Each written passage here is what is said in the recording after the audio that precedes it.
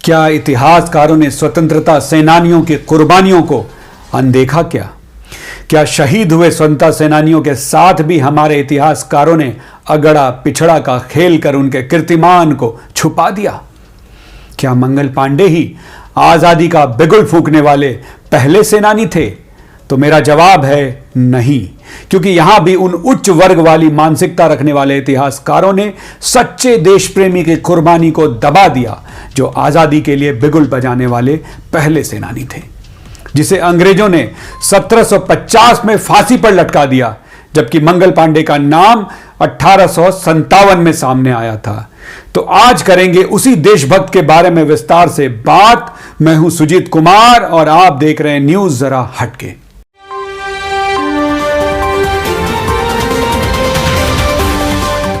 इतिहास के लेखकों ने स्वतंत्रता सेनानियों की भयानक अनदेखी की है, और सबसे बुरी बात यह रही कि उन लोगों ने अगड़े पिछड़ों की मानसिकता के साथ इतिहास लिखने का इन पर आरोप लगता रहा है।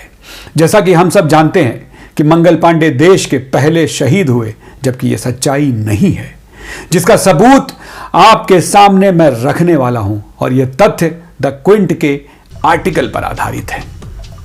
मैं बात कर रहा हूं बिहार के एक ऐसे स्वतंत्रता सेनानी की जिसने अंग्रेजों के खिलाफ लड़ने की उन्हें ऐसी सजा दी गई कि हम सपने में भी नहीं सोच सकते। और वो स्वतंत्रता सेनानी हैं तिलका मांझी, जो कि आदिवासी फ्रीडम फाइटर थे।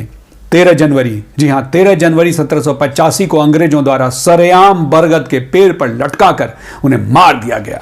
तिलका मांझी का जन्म 11 फरवरी 1750 को हुआ था और वे आधुनिक भारत के पहले शहीद थे। गौर कीजिएगा, जिन मंगल पांडे को भारत की आजादी की पहली लड़ाई के लड़ाके और शहीद के रूप में याद किया जाता है, उनका जन्म तिलका मांझी की शहादत के करीब 42 वर्ष बाद हुआ है। जी हां, 42 वर्ष। मंगल पांडे का जन्म जुलाई 1827 को हुआ था और 8 अप्रैल 1857 को उन्हें फांसी दी गई थी। वैसे भी अगर चर्बी वाले कारतूस न लाए गए होते तो बंगाल नेटिव इन्फेंट्री में सिपाही की नौकरी कर रहे मंगल पांडे की बंदूक किसके खिलाफ चलती, इसकी कल्पना आप खुद कर सकते हैं। तिलका मांझी के बाद अनेक आदिवासी नायकों ने अंग्रेजों और जमींदारों के खिलाफ संघर्ष किया और मौत की सजा पाई। इसमें बिरसा मुंडा भी शामिल हैं, जिनको केवल 25 वर्ष की उम्र में जहर देकर अंग्रेजों ने मार डाला था। बिरसा का जन्म 15 नवंबर 1875 को हुआ और जिन्हें 9 जून 1900 को अंग्रेजों ने मार डाला। ये महान कुर्बानियां हैं, पर उच्च जातीय और अभिजात वर्गीय इतिहास की दृष्टि से भारत के नायकों को इतिहास से भी बहिष्कृत कर दिया गया। लेकिन तिलका मांझी आदिवासियों की स्मृतियों और उनके गीतों में जिंदा रहे।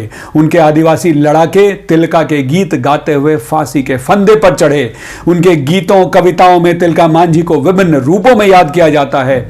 उन्हें याद करते हुए ये गाते हैं, तुम पर कोड़ों की बरसात हुई, तुम पर कोड़ों की बरसात हुई, तुम घोड़ों में बांध कर घसीटे गए, फिर भी तुम्हें मारा नहीं जा सका, तुम भागलपुर में सरेआम फांसी पर लटका दिए गए, फिर भी डरते रहे जमींदार और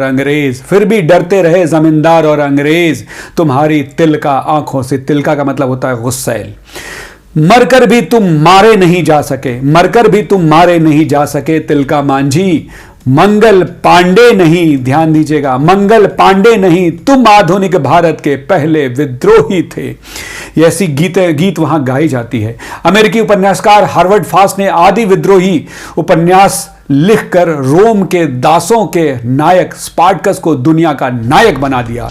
दुनिया में कहीं भी आदि विद्रोही की अगर चर्चा होती है तो सबसे पहला नाम स्पार्टकस का आता है। आधुनिक भारत के पहले आदि विद्रोही तिलका मांझी उर्फ जबरा पहाड़ी को आज भी हार्वर्ड फास्ट जैसे किसी लेखक की तलाश है जो उसके विद्रोह को इतिहास में वाजिब जगह दिला सके। जी हां, वैसे यह काम एक हद तक महाश्वेता देवी ने किया। उन्होंने तिलका मांझी के जीवन और उनके विद्रोह पर बांग्ला भाषा में एक उपन्यास सालगिरह डाके की रचना की। हिंदी के उपन्यासकार राकेश कुमार सिंह ने अपने उपन्यास हुल पहाड़िया में तिलका मांझी को जबरा पहाड़िया के रूप में चित्रित किया है और उनके जीवन और संघर्षों को अमर बनाने की उन्होंने कोशिश की है। उपन्यास हुल पहाड़िया में तिलका मांझी को जबरा पहाड़ी के रूप में चित्रित किया और उनके जीवन और संघर्षों को जीवंत और अमर बनाने की कोशिश उन्होंने की। फिर आज भी देश का बच्चा बच्चा मंगल पांडे से परिचित है। इसमें टेक्स्ट बुक और फिल्मों का योगदान है, लेकिन वे तिलका मांझी से अनजान हैं। प्राथमिक शिक्षकों के पाठ्यक्रमों में मंगल पांडे के बारे में पढ़ाया जाता है, लेकिन तिलका मांझी की चर्चा भी नहीं होती, जैसे वे इस देश के वासी ही नहीं है। सच भी है, भारत के अधिकांश लोगों के लिए आदिवासी कोई पराये देश के जैसे वासी हूं। जी हाँ, मैं बिल्कुल सही कह रहा हूं। तिलका जैसे शहीदों की उपेक्षा के पीछे सबसे बड़ा कारण यह है कि उनका विद्रोह अंग्रेजों के साथ देसी दिकुओं शोषकों के खिलाफ भी था। आदिवासियों को जंगल और जमीन पर कब्जा करने के लिए अंग्रेजों और इन शोषकों ने आपस में गठजोड़ कर लिया था। आदिवासी एक साथ दोनों के खिलाफ संघर्ष कर रहे थे। आदिवासियों का संघर्ष बहुत बहुत मुश्किल था। पहाड़िया भाषा में तिलका का अर्थ होता है गुस्सैल और लाल लाल आंखों वाला व्यक्ति। चूंकि वह ग्राम प्रधान थे और पहाड़िया समुदाय में ग्राम प्रधान को मांझी कहकर पुकारने की प्रथा है, इसलिए हिल रेंजर्स का सरदार जोराह उर्फ जबरा मांझी तिलका मांझी के नाम से विख्यात हो गए। ब्रिटिश कालीन दस्तावेजों में भी जबरा पहाड़िया मौजूद है, पर तिलका का कहीं नामोल्लेख नहीं है। उनका मूल नाम जबरा पहाड़ी ही था। तिलका नाम उन्हें अंग्रेजों ने दिया। अंग्रेजों ने जबरा पहाड़िया को खूंखार, डाकू और गुस्सैल मांझी कहा। मांझी का मतलब समुदाय प्रमुख होता है। 1771 से 1784 तक तिलका मांझी उर्फ जबरा पहाड़िया ने ब्रिटिश सत्ता के खिलाफ लंबा युद्ध छेड़ा। उन्होंने कभी भी समर्पण नहीं किया, न कभी झुके न डरे। उन्होंने स्थानीय सूदखोरों, जमींदारों एवं अंग्रेजी शासकों को जीतते गए, कभी उन्हें चैन की नींद से सोने नहीं दिया। पहाड़िया लड़ाकों में सरदार रमना आहाड़ी और अमड़ापाड़ा प्रखंड यानी अभी जो पाकुड़ और संथाल परगना में है, आमगाछी के पहाड़ के निवासी, करिया पुझर और सिंगरासी पहाड़ी निवासी जबरा पहाड़ी भारत के ये सभी आदि विद्रोही थे। भारत शासकों के खिलाफ युद्धों के इतिहास में पहला आदि विद्रोही होने का श्रेय पहाड़िया आदिवासी समुदाय के लड़ाकों को जाता है, जिन्होंने राजमहल, झारखंड की पहाड़ियों पर ब्रिटिश हुकूमत से लोहा लिया।